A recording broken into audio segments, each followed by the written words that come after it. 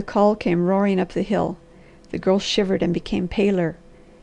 "Is that your uncle?" asked the Harvester. She nodded. "Will you come to morrow for your drawing materials?" "Yes." "Will you try to believe that there is absolutely nothing underfoot or overhead that will harm you?" "Yes." "Will you try to think that I am not a menace to public safety, and that I would do much to help you, merely because I would be glad to be of service?" "Yes." "Will you try to cultivate the idea that there is nothing in all this world that would hurt you purposely?" "Ruth!"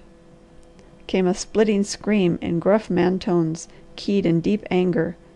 "That sounds like it," said the Girl, and catching up her skirts, she ran through the woods, taking a different route toward the house.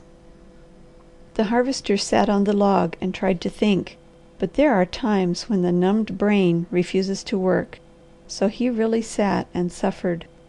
Belshazzar whimpered and licked his hands, and at last the man arose and went with the dog to the wagon.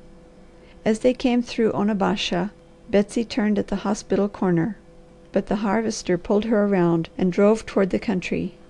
Not until they crossed the railroad did he lift his head, and then he drew a deep breath as if starved for pure air, and spoke. "Not to day, Betsy. I can't face my friends just now. Someway I am making an awful fist of things. Everything I do is wrong. She no more trusts me than you would a rattlesnake, Belshazzar, and from all appearance she takes me to be almost as deadly. What must have been her experiences in life to ingrain fear and distrust in her soul at that rate?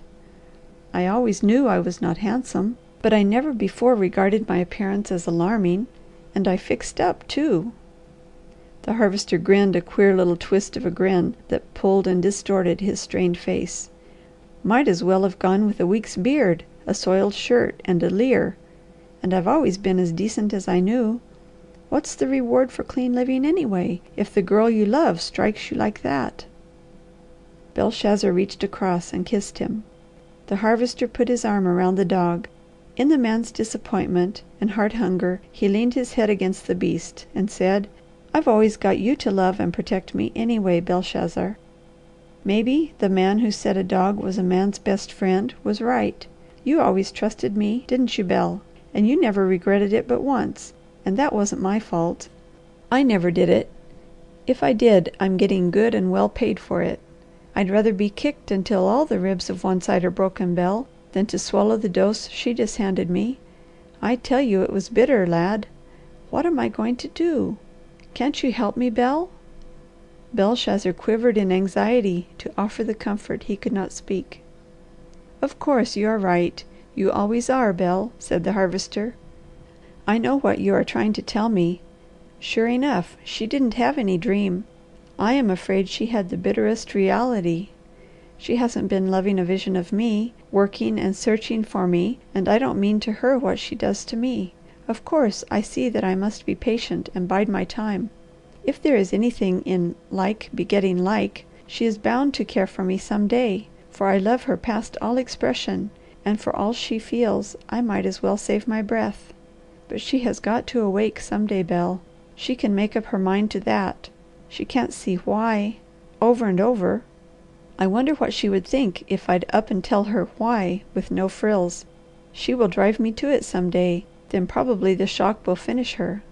I wonder if Doc was only fooling, or if he really would do what he said. It might wake her up anyway, but I'm dubious as to the result. How Uncle Henry can roar! He sounded like a foghorn. I'd love to try my muscle on a man like that.